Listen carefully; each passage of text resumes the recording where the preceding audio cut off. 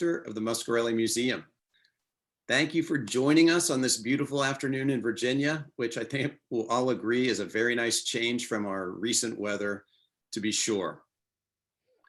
Well, before we get started with today's program, I wanted to remind you of the very full calendar of events the museum has programmed this spring.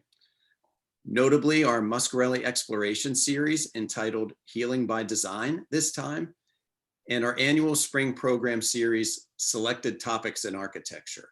So please visit our website for more details to register for these events and programs. But I wanted to highlight just a few of our near-term and upcoming events. So next Saturday, Steve Prince, our Director of Engagement, will lead a virtual drawing workshop. They're always fantastic. On March 6th, we'll host our first lecture in the architecture series when Jane Zalogo will join us from Italy to discuss the architecture at the core of the Italian town of Pienza, just beautiful. On March 12th, we'll host an art therapy workshop with Sarah Balacio as part of our exploration series.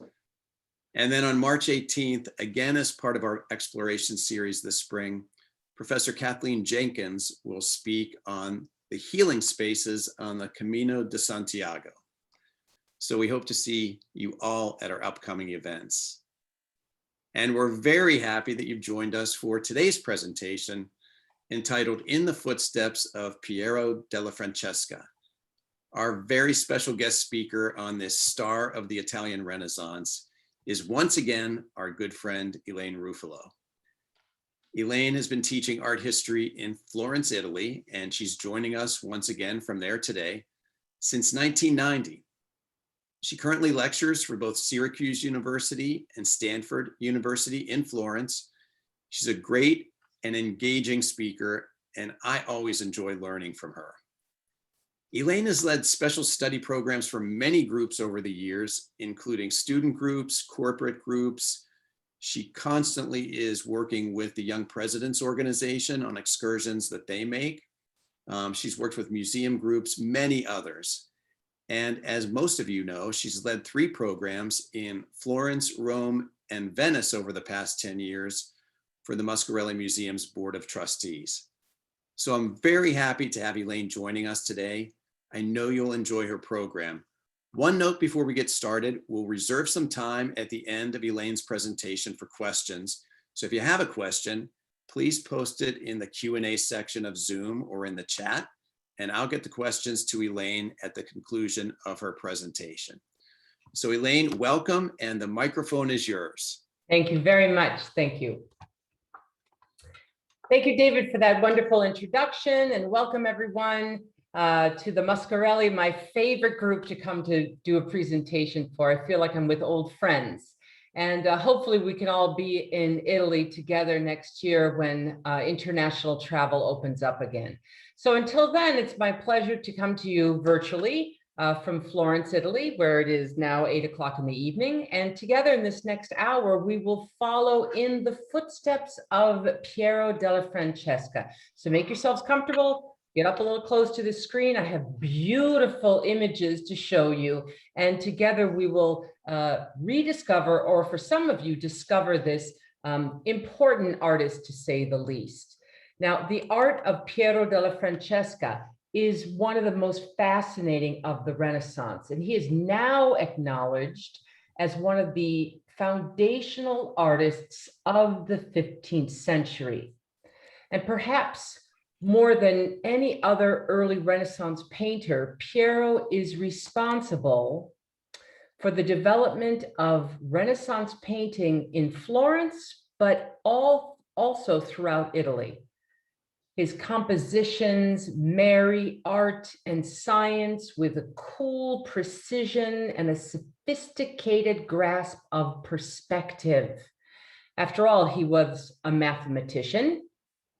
Piero could also be identified as a wandering painter, in that he traveled continuously throughout his career, really beginning in very humble beginnings at the Tiber River Valley, where he was born, to great Italian courts of the 15th century. He worked, of course, in Florence, in Venice, in Rome, in Rimini. He worked for the Malatesta in Ferrara, the Este, of course, in Ferrara, Urbino, the Montefeltro, Perugia, Rome. Yet he always returned back to his home, which he always felt very connected to, the city of San Sepolcro. This is how I want you to think about Piero. His art represents a synthesis of Central Italian painting, which focuses on perspective, composition, and space.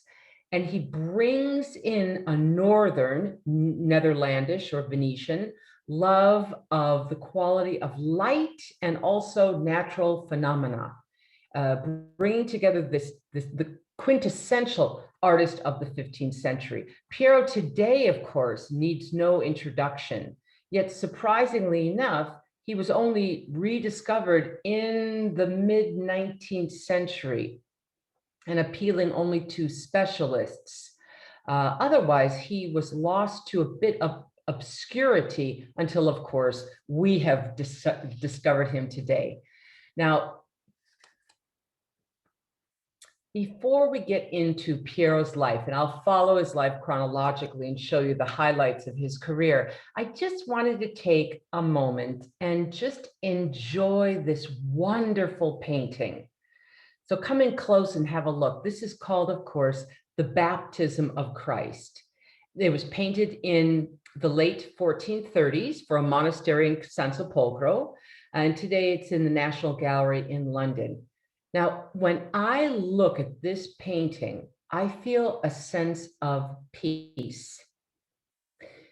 Piero evokes a calm, quiet sensibility in this remarkable painting that transcends the ages.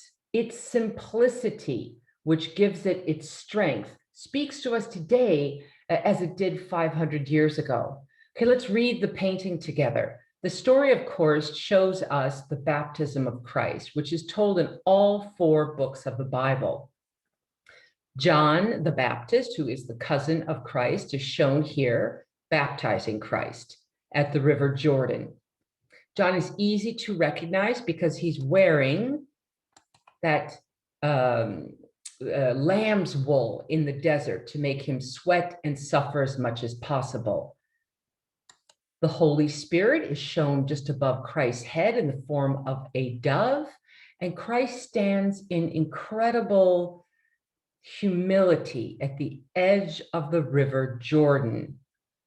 On the left-hand side are angels, and then behind this group, you can see men who are getting ready or in their turn, waiting for baptism. This fellow is taking off his cloak. Then in the deep background, hard to see initially, but now that you're focused where my cursor is, you see a whole series of men who are wearing unusual costumes. They look as if they belong to a land far, far away, long, long ago, giving a touch of the exotic to this remarkable painting. Look at the figures. They are still. Piero gives the atmosphere a kind of quiet solemnity. The figure of John, let's read him. The figure of John is shown literally at the moment he's lifted up his arm and he's just pouring the drops of water on Christ's head. There is a kind of a tentative feel here. Look at that intense focus on the eyes of John.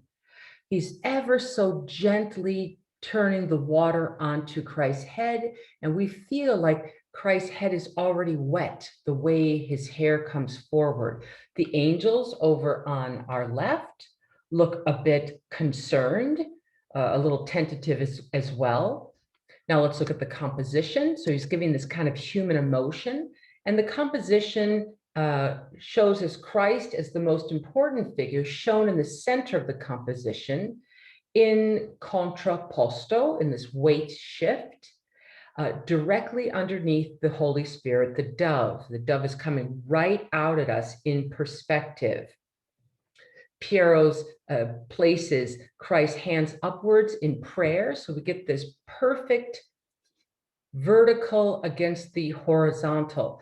Take a look at the verticals. Start on the left with me, with the angel, a tree, the columnar body of Christ, the standing figure of John, the legs of this figure in the background.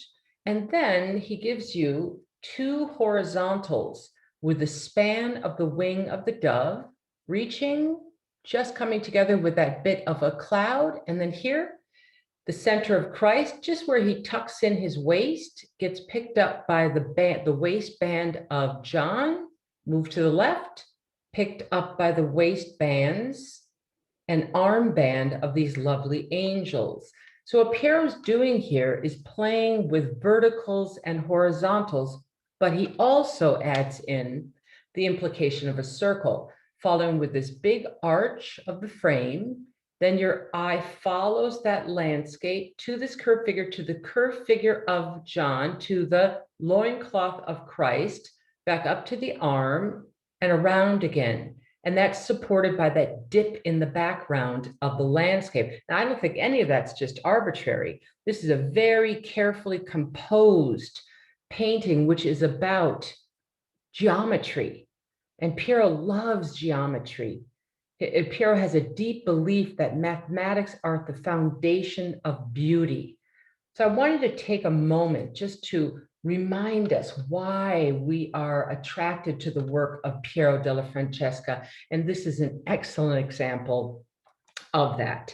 Now, we know that Piero was born in 1416 in a small village called San Sepolcro, means the Holy Sepulchre, because in this little village, they had a relic of the Holy Sepulchre, which was brought back by two merchants who went to the Holy Land. That's where the name comes from.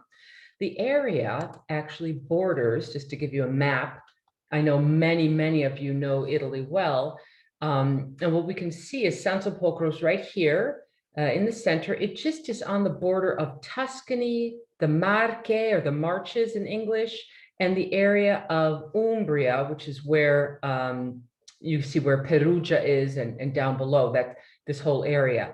And it's an area that is very rough, very mountainous. Just thinking about that in March 6th, Michelangelo was born just north of San Sepolcro. See where it says Caprese. There must have been something really special about those hills that Piero della Francesca and Michelangelo were born, within a few miles of each other.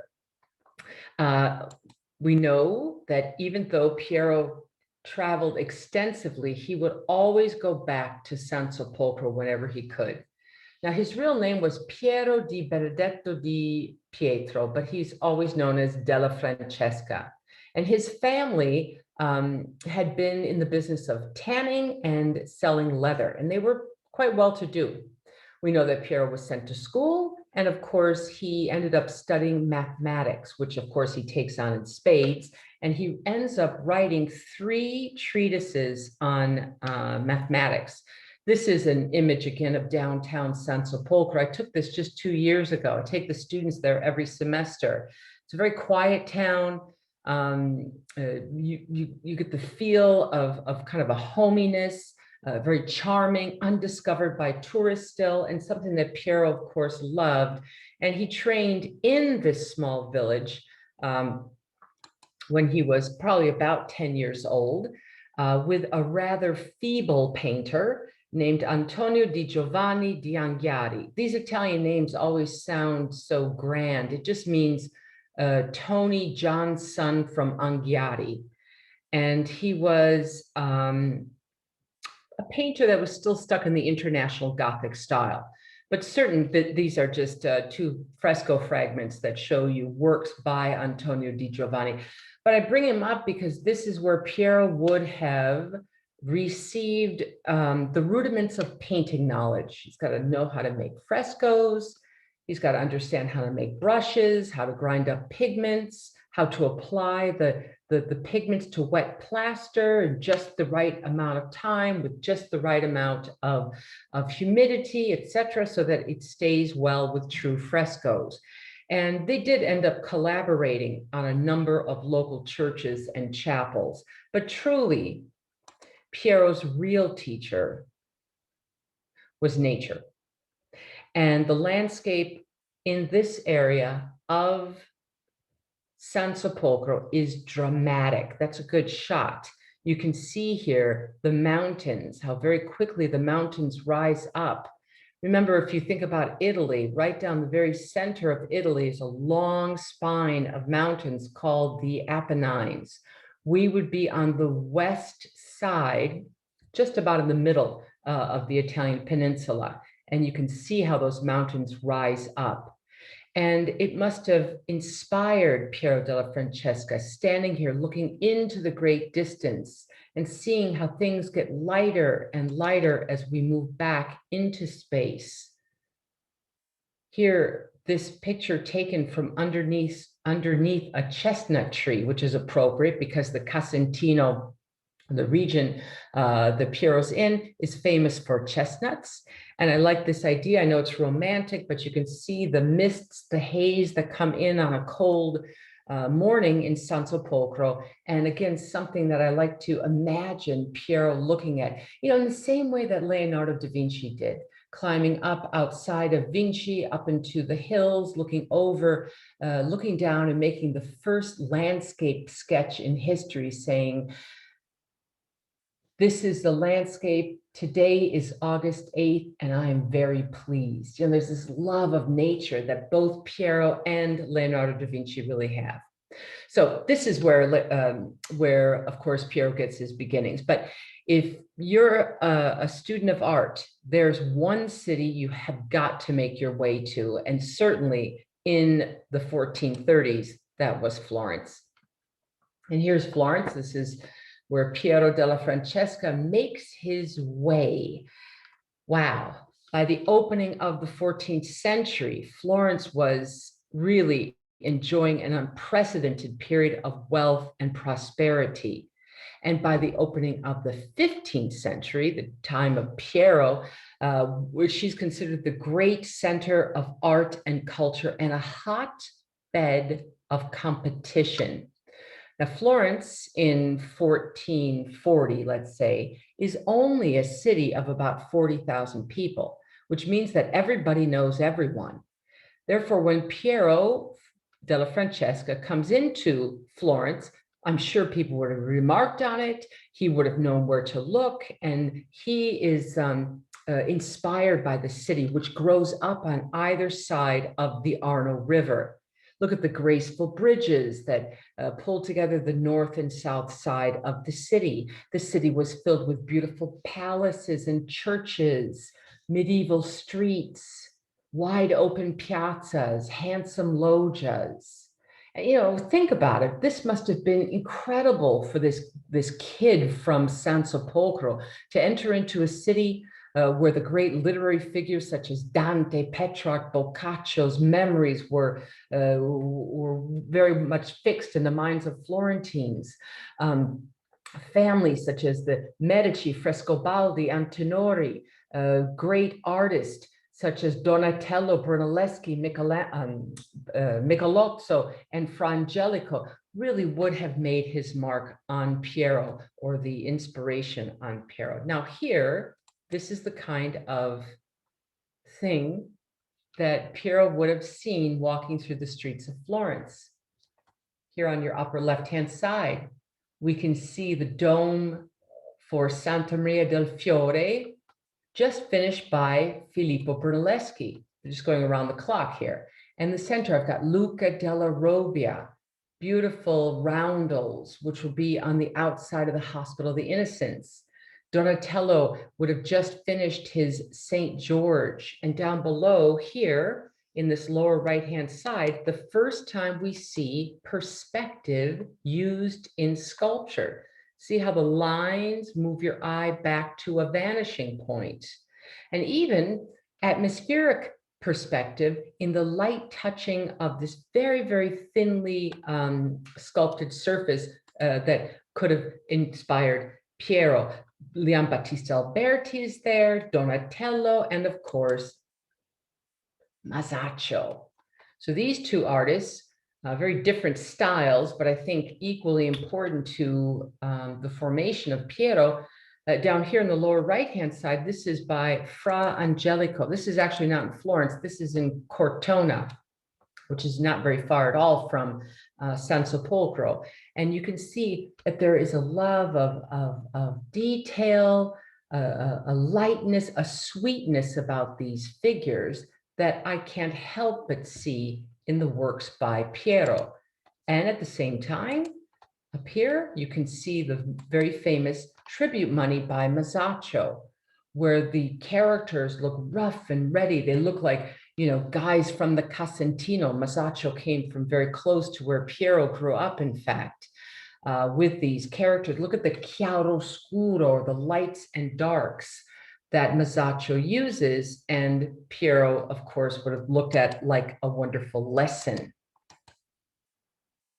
He actually works physically with this artist, whose name is Domenico Veneziano, and he was his assistant.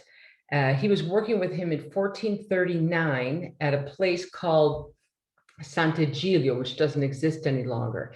But this was the high altar piece by Domenico Veneziano that Piero would have been involved with. And I think this is interesting because his name, Domenico Veneziano, tells us right away that he's Dominic from Venice. Therefore, as a Venetian painter, he's going to embrace a sense of light, a more painterly quality than the Florentines. And I think that must have inspired Piero. I also love the way Domenico Veneziano uses this strong diagonal light, which bounces around the figure of the Virgin Mary. Look at the chiaroscuro of her drapery, those lights and darks. This figure of John the Baptist looks out at us and gestures across to Christ. Christ looks back at John. This figure of Francis looks down at his book. Saint Zenobius holds up his hand. Saint Lucy holds her plate with her eyeballs. The gestures are poignant, weighty, clear, and the light that dances around this lovely altarpiece is again a kind of attempt at bringing together the Venetian sensibility of light with the Central Italian sensibility of composition. Now, the other thing to make sure we all realize is that at this point, the Medici are in power in Florence. Interestingly enough, Piero della Francesca never works for the Medici, but he would have been well aware of them when he goes into Florence. Under this man on your left, that's going to be Cosimo de' Medici. He's a great banker, of course, charging upwards towards 27% interest. He was undoubtedly the wealthiest individual in Europe at this point. And he's going to spend lavishly on the city of Florence. He also wants to make Florence even more at the center of art and culture with the Medici Palace at the fulcrum. And that's what you're seeing here on the right-hand side is the Medici Palace.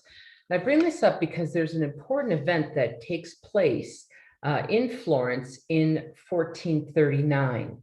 It's called the Ecumenical Council. In a nutshell, it was an attempt for the Eastern and Western Church to come back together again. That is, Constantinople and Rome. The council was supposed to have met in Ferrara, but there was a plague that, an outbreak of plague in Ferrara. So Cosimo said, the man on your left said, I'll have it. I'll throw the dinner party. And he invited the council to Florence. And they came in a contingency of 700 strong. Are going to, and Cosimo's bankrolling this. So we've got the Eastern and the Western Church. We've got John Paleologist. Who's John Paleologist? Well, here he is. He's going to be the Emperor of Constantinople at the time. And with him, 700 strong are coming into Florence with new ideas, translations of classical books, new kinds of cuisine and objects and costumes. And so when you look at something like this, which is Benozzo Gozzoli's, here we go, sorry about that. Right here, Echo. So if you take a look at something like this, which is done by Benozzo Gozzoli, you see that there's a real inspiration here on the East, especially when you start to look at some of these details of the costumes. And it's got a lot of pageantry and delightful images. And this is the kind of thing that must have just wowed Piero della Francesca when he was that young man being trained by the city of Florence. So he embraces Florence, he embraces these new ideas, he's there for these, the Ecumenical Council. And what does he do? He goes home. Because Piero always goes home. He loves San Sepolcro, it's his town, and he doesn't ever stay away very long. He returns back to San Sepolcro in 1445. And that's when he does his first professional work. And it's a very early work by Piero della Francesca. It was commissioned by, this is called the Epileptic of the Madonna della Misericordia. What's a Misericordia? It's a confraternity to who does good works. Which, by the way, Piero belonged to. The confraternity of the Misericordia in San Sepolcro, and Piero was a member of it. And inside the meeting room, there would have been an altar where you could have mass said for the confraternity. And each member was responsible for things such as burying the dead, caring for the sick, visiting people in jail, finding money for a dowry for a girl. It was set up to be pious and help out the downtrodden and your fellow people from San Sepolcro. And Piero took this on. It took him 17 years to finish because he would start it, leave, go back again. But because he was a member of the confraternity, he was able to more or less take his time.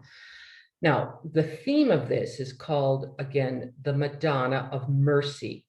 And it's painted in a rather old-fashioned style. So what we're going to do is look at this painting together and take a look at what is old-fashioned and predictable and belongs to an earlier period.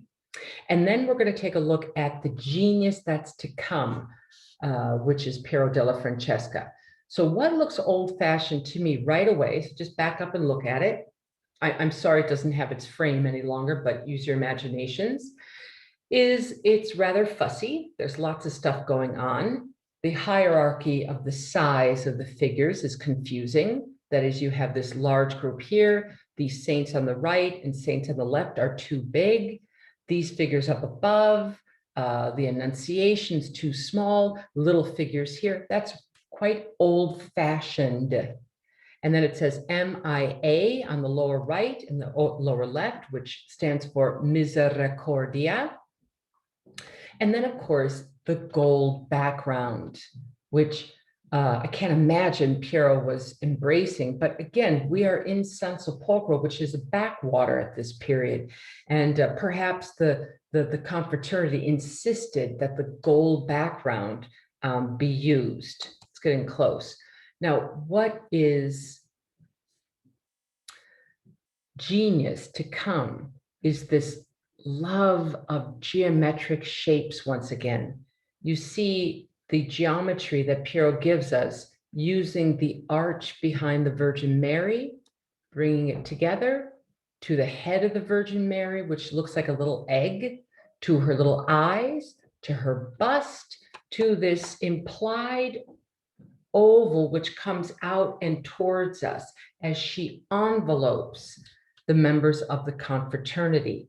Now, the iconography for this is not brand new.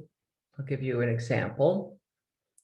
Here in Florence, for example, the Madonna della Misericordia from 1340 shows you a similar iconographical system, which means that the figures here are all looking up. These are members of every walk of Florentine life, looking up at the Madonna, and in her beautiful cape are roundels, which will show scenes of feeding the hungry, bringing water to the thirsty, burying the dead, etc., etc. So Piero takes that type of the Madonna della Misericordia, loses all that superfluous detail, and instead shows her with this beautiful grace and calmness, bringing these people underneath her. It's almost like she's opening up a canopy or opening up a tent of safety. And Piero loves the motif of tents. Keep that in mind. We'll see that later on. Then also, let's go down and look at these characters. And you can see that Piero's given us portraits. This man, for example, looks like somebody from San Sepolcro. This guy here with a funny hood on his head, he's going to be a member of the confraternity. People wanted to be anonymous when they buried the dead or helped people out. They just wanted to do it for the love of God and not to be recognized for it. And that's why you see sometimes these hoods that are placed over the heads. Always looks a little bit ghostly. This guy right here with the distinctive Adam's apple, that's Piero della Francesca. We'll see him many times during this whole visit throughout his career. Then this figure, just to point out, we can start to see Piero della Francesca becoming interested in the nude, looking back to Mazacho, giving us contrapposto. I mean, he doesn't quite have it right when you really start to look at it. Doesn't quite understand how the body works with Saint Sebastian, but he's attempting it. I actually just had no words for those weird underpants.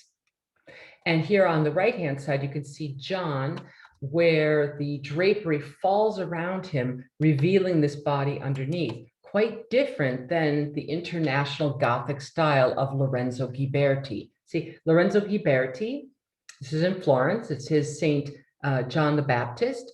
His fall of the drapery falls in a sword blade line, like the curve of the edge of a sword. The figure itself is curved. That's called a Gothic sway. It kind of looks like a banana.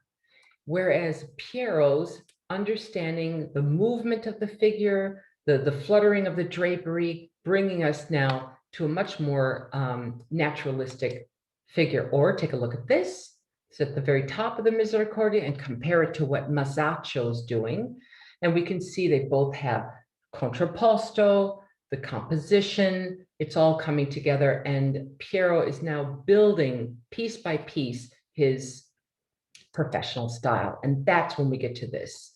This is called the Resurrection, and it is a mature Piero della Francesca.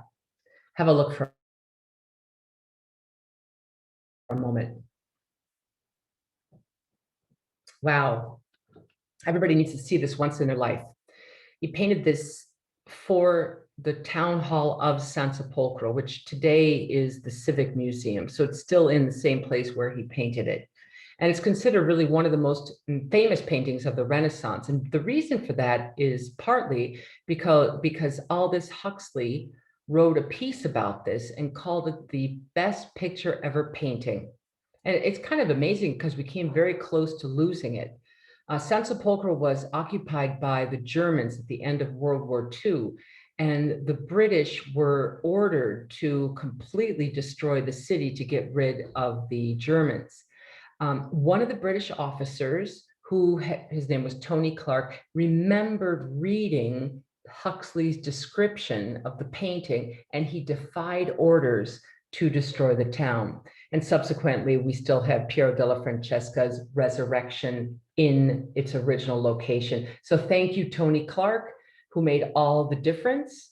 The painting was given new life, and I guess appropriately, it really is the subject matter of new life.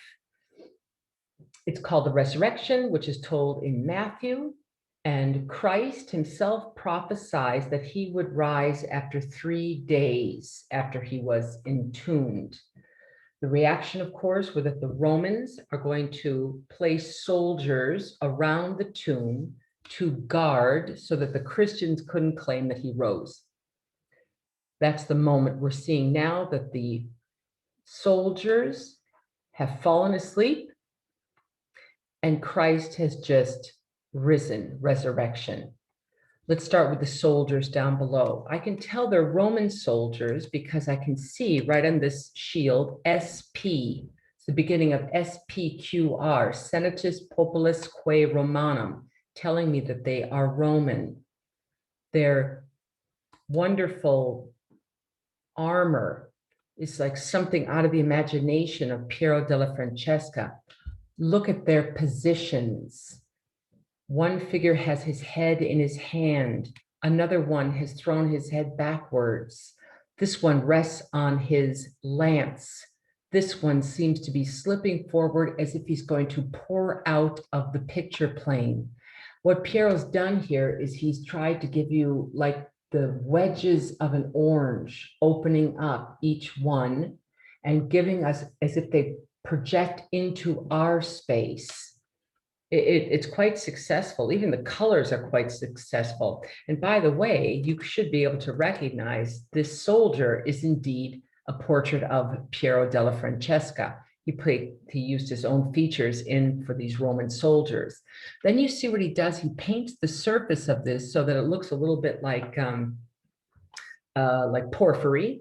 And there's the sepulchre. The sepulchre is important to say the least because let's not forget that San Sepolcro is the Holy Sepulchre. Let me show you.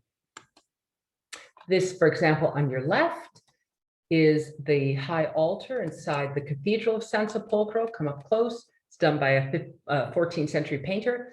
There's Christ with his foot on top of this sepulchre, and then beneath him are the Roman soldiers. So, Piero definitely would have had that, of course, in his mind. He makes it completely different, as you can see, by giving you the event unfolding before you. Let's take a look at the geometry, which is based again on verticals, starting with the tree on your left, the flag in Christ's hand, the body of Christ right in the center, this next tree, then a strong horizontal that runs across, a horizontal even behind Christ, and then this strong pyramid in the center.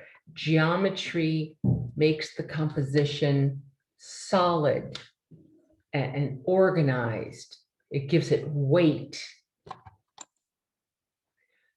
Take a look at the left side of the painting where you can see the trees are dried up. It seems like it's winter. Christ has risen, and then on the right, the trees burst into bloom. Even the body here of Christ is so interesting. He looks like he was down in the sepulcher. He almost looks as if he's like a sleepwalker of some sort. With this dawn robe again, which reminds me of that St. Lucy altarpiece. And his expression reminiscent of an image of a Pantocrator, that bearded image of Christ. And the Roman soldiers, reminiscent of the position that Donatello places his Roman soldiers at the pulpits at San Lorenzo. These are bronze, they're a little hard to make out, but these are the sleeping soldiers. Here's Christ, he's got his foot on top of the sarcophagus. His shroud is all around him, almost as if it's in rags. And you see the correlation between the earlier artists and what Piero's able to do with the resurrection. Truly a remarkable work of art. Then Piero leaves his beloved town and he heads to Arezzo. And, perhaps his most famous and arguably the most important work by Piero della Francesca is found in Arezzo. And the city of Arezzo is perched high on a hill above the Arno River, just at the plain where those mountains I showed you come together, meet the foothills of the Val Chiani.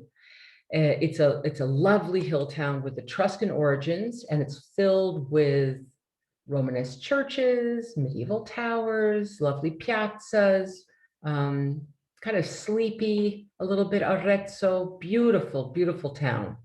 And in 1452, a wealthy merchant named Giovanni Bacci bought the rights to the high altar inside this church, which is called the Church of San Francesco. And the high altar is right here, of course. Unfortunately, the church has been damaged from earthquakes throughout the centuries, but here, the high altar still hangs this remarkable 13th century cross, which we're not going to do today. But the Bacci family bought the rights to the high altar, and he had hired a fresco painter, let's get a little closer, who does this vault up above. The fresco's painter's name was Bicci di Lorenzo. Again, old-fashioned. The earlier artist began the fresco cycle, but he died, and Piero takes it over. Commission goes to Piero, and he executed the frescoes that you see between 1452 and 1466. And the story is called The Legend of the True Cross. It comes from a specific book written by Jacopus Voragine at the end of the 13th century. It's like a fairy book, a fairy tale.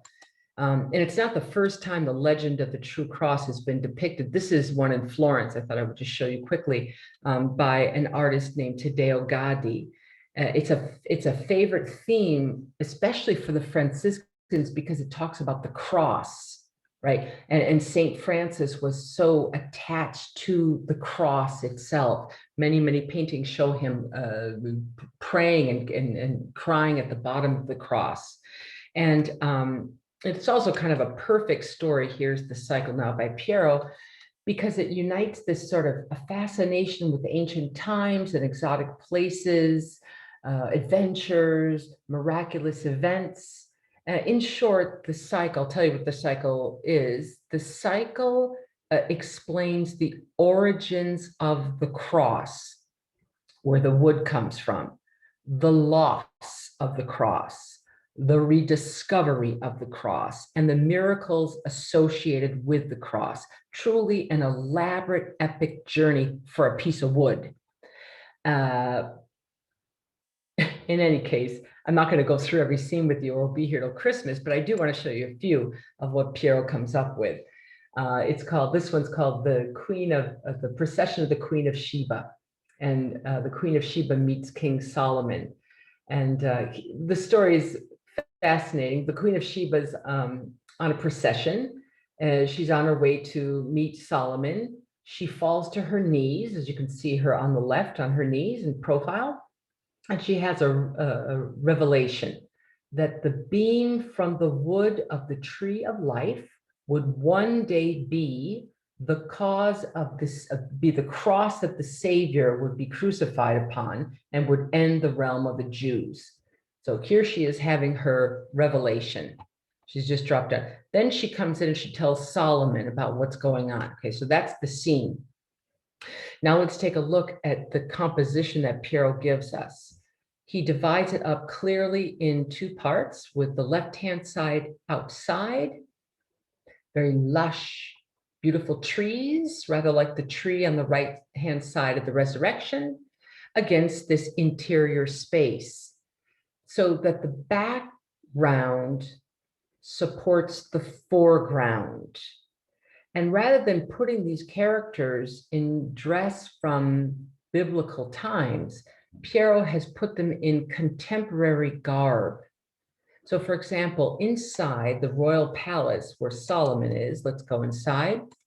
I can see the architecture that is reminiscent of Leon Battista Alberti, very organized. It's classicizing, reviving classical antiquity. And these garments you can see all look as if they were, made in the 1460s.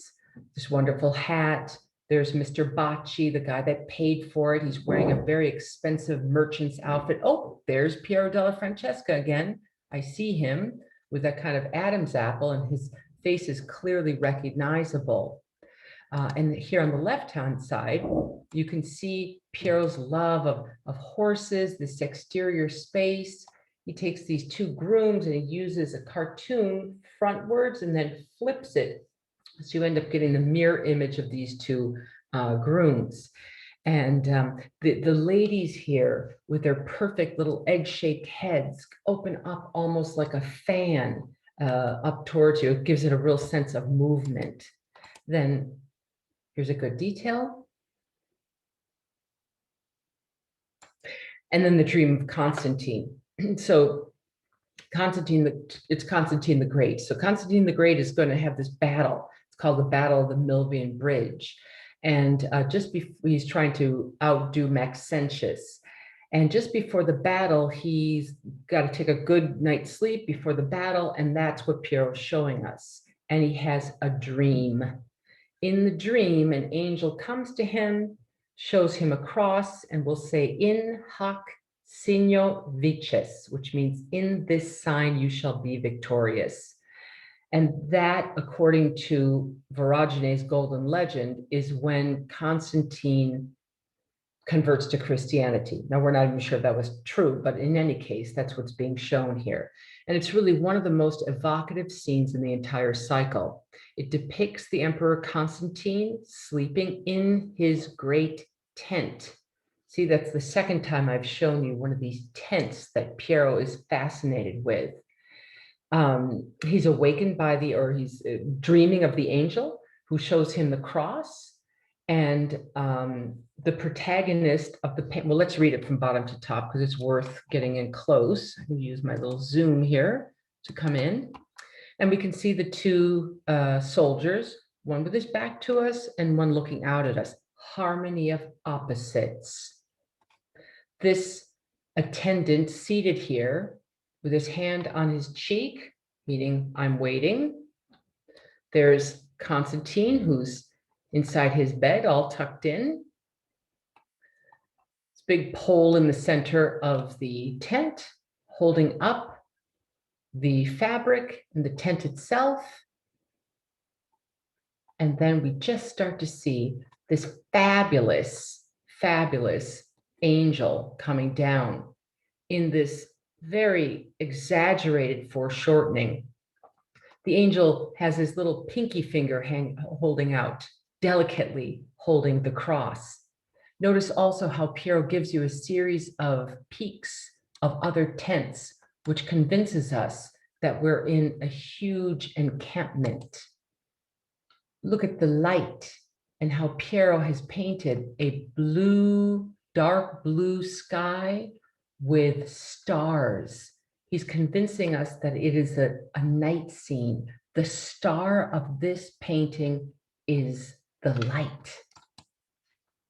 And here's the victory of Constantine. So the army, of course, he picks up the cross and he's going to take the cross with his army led by Constantine, who takes the cross in his hand and completely routs the enemy of Maxentius without even a fight. You've got this flags and crests and feathers and horns that make the scene look like some kind of a medieval tournament. A good way to think of it is a noble march on the left-hand side, which has the backdrop of lances and swords crossing the sky above the soldiers. Piero gives us splendid details of the armor, the flag, the funny animals you see. This is the emblem of Constantine the Great here with the eagle and this kind of strange, it almost looks like a dinosaur, but I think it's supposed to be some kind of a dragon, is the personal emblem of Maxentius. He uses this exotic scene, again, to give us the idea of a land far, far away, long, long ago. Let's get into some of these details. There's the cross, which he isolates against this blue background. Notice the glinting of the metal on this armor, the way the light bounces on the face of the figures. This guy blowing his horn hard so we can just see his cheeks puffing out. This thing just knocks me out. This treatment of the water. This is just in the middle. It's supposed to be the Tiber River, of course. And when you see that Piero takes great care in giving us these little ducks that are reflecting in the water. Look at this bush, which is reflected in this crystalline water. Here, the architecture as well. Or on this side, even more astonishing, in the deep background, you can see soldiers going inside this, what looks like a medieval castle. And again, they are all reflected in the water. That is just a knockout.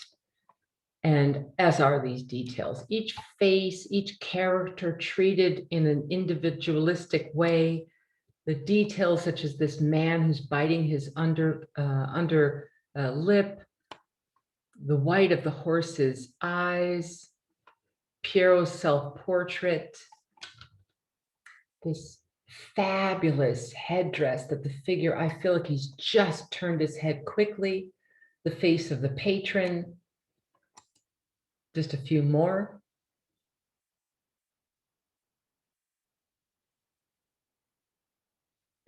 Now, can you all see how the hats and the armor and the garments have an Eastern feel to it?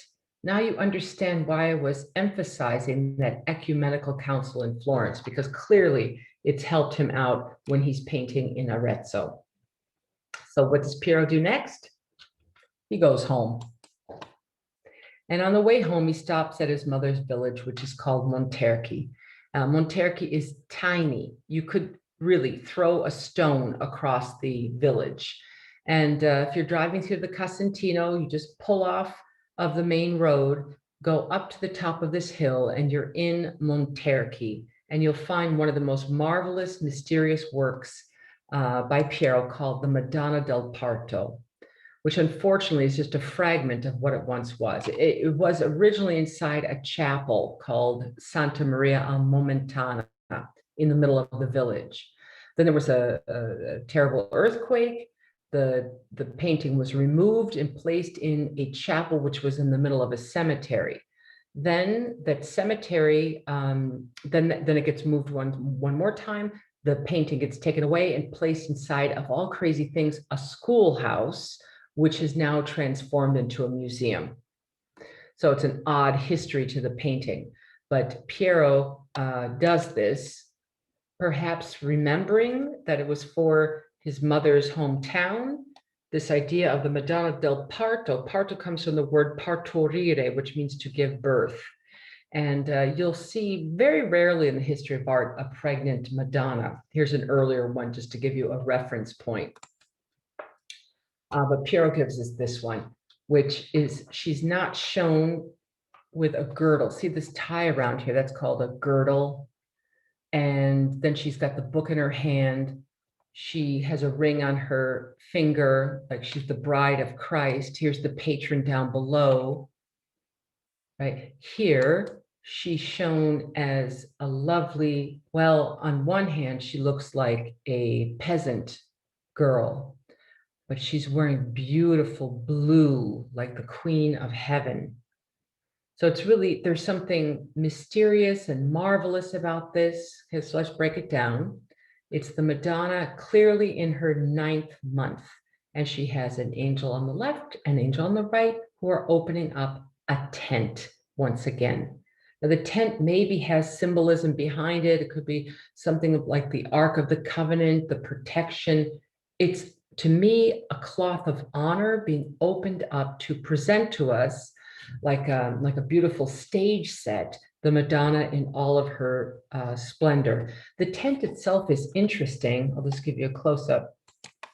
You look here, this has been revealed. It's all beautifully designed with a pomegranate motif. Pomegranates are symbolic of fertility and abundance and resurrection. And the inside of the tent, can you see this here? This is all lined with fur pelts. So what we see is the tent, which is like a metaphor for heaven, for the Queen of Heaven. And the Virgin is shown in the center. She is like a vision for the spectator. It is a celebration of maternity. She turns in 3/4 views. We really get this, her girth. And if you notice, she puts her hands on her stomach. She's loosened up her dress to allow her stomach to get larger. She's in a protective gesture. That left hand on her hip, she just is almost at exhaustion. And then harmonizing like two beautiful bookends, we've got the angels. The angel on the left in green, harmonized to the angel on the right in red.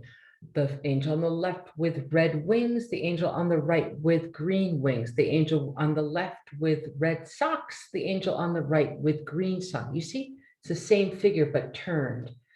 Again, geometry, the light, this columnar figure. This is a beautiful work of art by Piero, and perhaps in honor of his mother.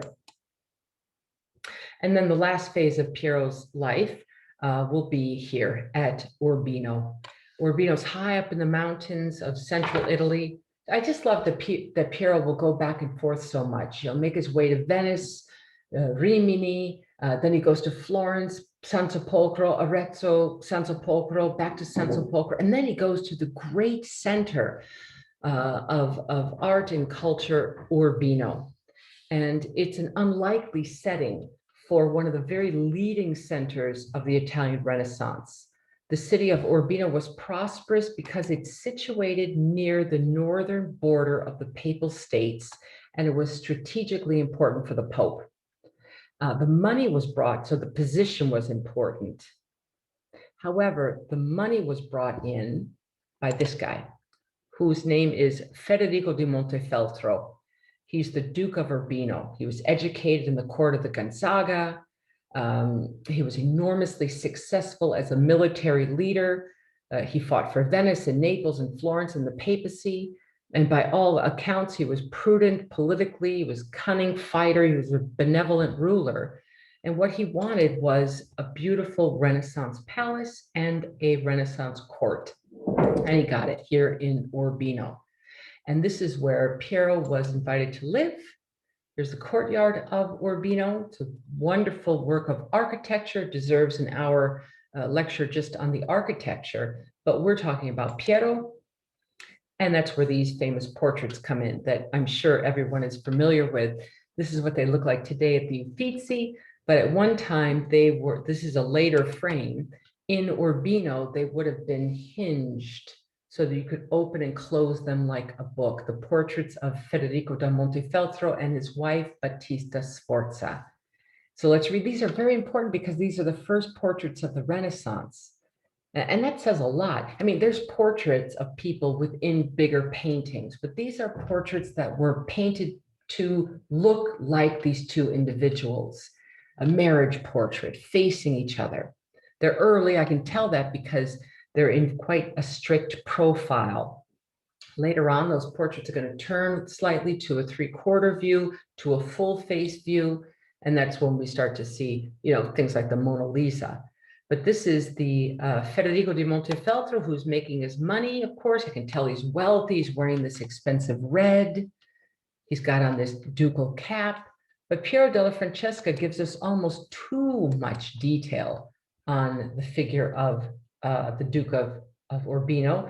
You know, warts and wrinkles and this very strange profile that he lost his right eye and his right ear and the bridge of his nose in a joust. And Piero della Francesca does not hold back. He gives us this character with all of his deformities. And if you look, this, again, the river scene here, moving back into one-point perspective, reminds us of the background at the image of Arezzo. Now here's his wife. Her name is Battista Sforza. And she was actually dead when the Duke of Urbino, when Piero painted this. She had a girl and a girl and a girl and a girl and a girl and a girl and a boy, and died, dying in childbirth. In fact, she looks kind of dead, poor thing, doesn't she? But she's wearing high Renaissance jewelry, fashion in the Renaissance. Women would pluck their hairline all the way back to mid-scalp, believing the higher the forehead, the more beautiful they were considered, which is where we get our term highbrow. Blondes were considered more beautiful than brunettes. If you weren't a natural blonde, you dipped your hair in horse urine and sat in the sun to bleach it out. That's fashion in the Renaissance. And the painting is also painted on both sides, reminding us of a Roman emperor's coin. All right, so the last painting I'm going to show you, and before I turn it over to questions, is this Flagellation of Christ, of course, which Piero does for the Duke of Urbino. And it's really proof that, you know, some things, really great things do come in incredibly small packages. This painting is about the size of a bread box. It's that tiny. And it's really been the mainstay of discussions of paintings in the 15th century. It's a very early example of the use of oil paint by Piero, which is interesting because oil paint will allow Piero to take his time and really give us detail. So the scene is, of course, flagellation, and that's what's going on the left-hand side of the painting in the background. Pontius Pilate is seated there, and Christ is being whipped under the orders of Pontius Pilate. He's tied to a column with an image of a Roman god at the top. Take a look at the architecture. Piero, with great precision, has given us, using one-point perspective, a completely believable space. Notice how the lines here of the pavement, let's just read it together, move our eye back through orthogonals right to the vanishing point, which is just behind Christ. Take a look also, here it's even signed by Piero, see Opus Piero from San Sepolcro. The figures here, there's a light that falls across Christ. But what seems so strange, of course, is why would this scene, if it's about the flagellation, be put in the deep background? And that's when art historians have tried to figure out what the meaning is behind this. Maybe these three, it could be kind of a manifesto of the early Renaissance. It could be these mysterious figures. Traditionally could be Od Antonio with two of the Montefeltro rulers in the foreground. Perhaps they suggest the Gonzaga family who had just lost a son, and the image of the flagellation of Christ represents the pain of the loss of that son underneath the pain that Christ endures. Perhaps it is an allegory for the suffering of Constantinople after the fall to the Muslims in 1453. So we don't know what this thing means. It hasn't been defined yet, but this enigmatic nature of Piero della Francesca's flagellation underscores that regardless of the age of this thing, it continues to be something that we find fascinating and a puzzle for us. Now, Piero, I'm going to skip this because I'm running out of time. Piero dies in the year 1492, which is, of course, the year that Columbus sails the ocean blue, and a new world is opened up. And it's really through the art of Piero della Francesca that we can investigate what's going on in the courts in these major centers, as well as his hometown of San Sepolcro.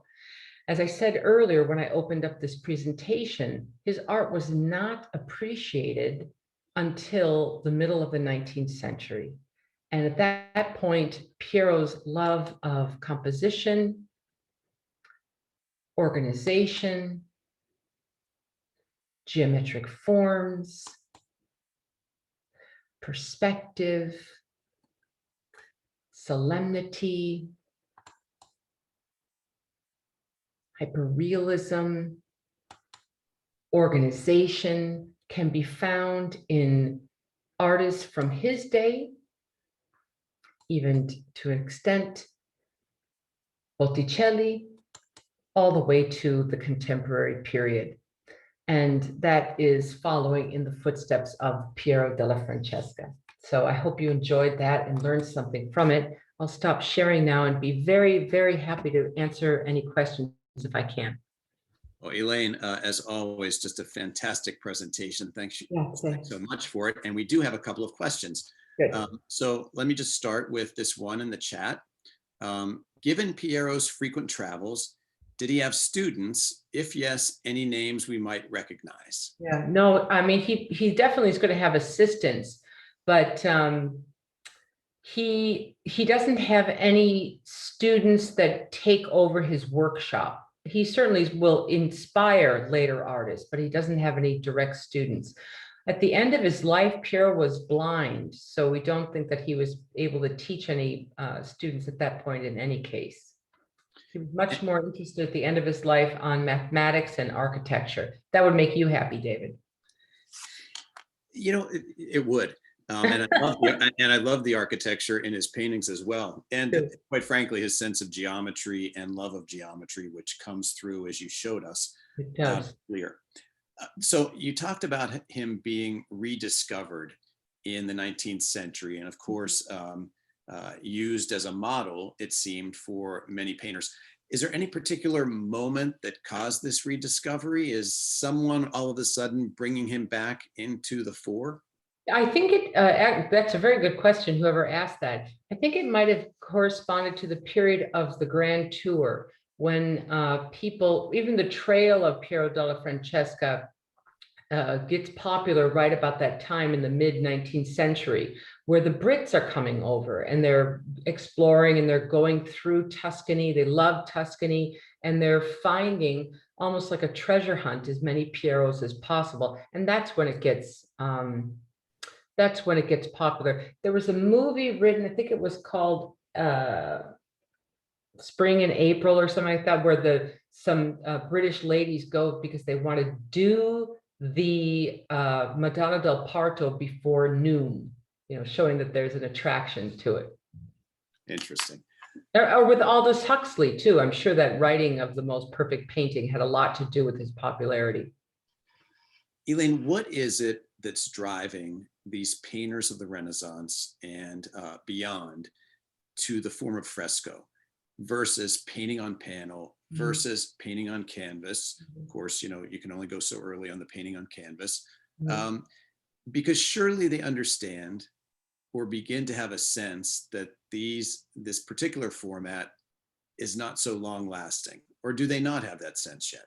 Well, they don't have that sense yet, because fresco paint is long lasting if it doesn't get damaged by earthquake or flood. And that's a rare thing to happen. The reason why they want to use fresco paint, which is another very good question, is it's very quick and it's very cheap. So you're able to get it going. It's pigment suspended in water on wet plaster. And when it dries in those about 5 hours in one day, it becomes part of the wall. Therefore, if you're in a hot, dry place like Tuscany, the thing will last forever. Think about the Sistine Chapel ceiling, not a problem. I mean, it's in perfect condition. And you're able to cover great spaces. You can't, that whole fresco of the Legend of the True Cross is enormous. There's no way you'd be able to do that in oil paint or in temper paint, not a chance. So it gives a really grand canvas to work with. What do you think? So I was struck by, to me, there really is a new moment in his paintings. There is a depth, a texture to it. And as you pointed out, many, many details that I think are sort of new to painting around his time. Right. What do you think? And I was really moved by a number of the paintings we saw, and a number that I hadn't been familiar with before. What do you think his most important painting is? I'm sure it's one of the ones you showed us. I think the baptism of Christ. I'm being completely subjective. I love that painting. I think it's got all the aspects, but in terms of importance, in terms of influence, the Legend of the True Cross, because it's so large and people could have seen it. Right. More so than the Resurrection, because San Sepulchre is again a backwater, but Arezzo was not such a backwater. It's a good question. Well, Elaine, I think that wraps up our questions. Thrilled to have you with us today. Of course, you'll be back with us in March on the 20th for our members lecture, where you're going to talk to us about Giotto and Padua and all the intersection there. We hope you have a wonderful— David, do you mind if I invite people to my Please. Sunday? If anybody would like to join me on Sundays, I do presentations at, let's see, it would be 1 o'clock, 2 o'clock in Virginia, and on different topics on Italian Renaissance art. Tomorrow I'm doing, in fact, a presentation on daily life in Renaissance Florence, which will be a lot of fun.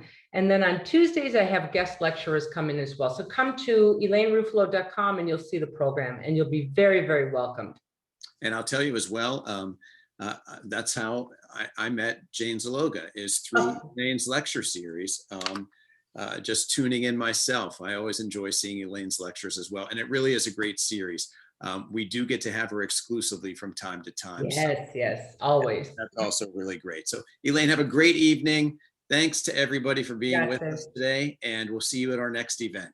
All right. Ciao, everybody. Grazie. Ciao, David. Thank you very much. Thank you.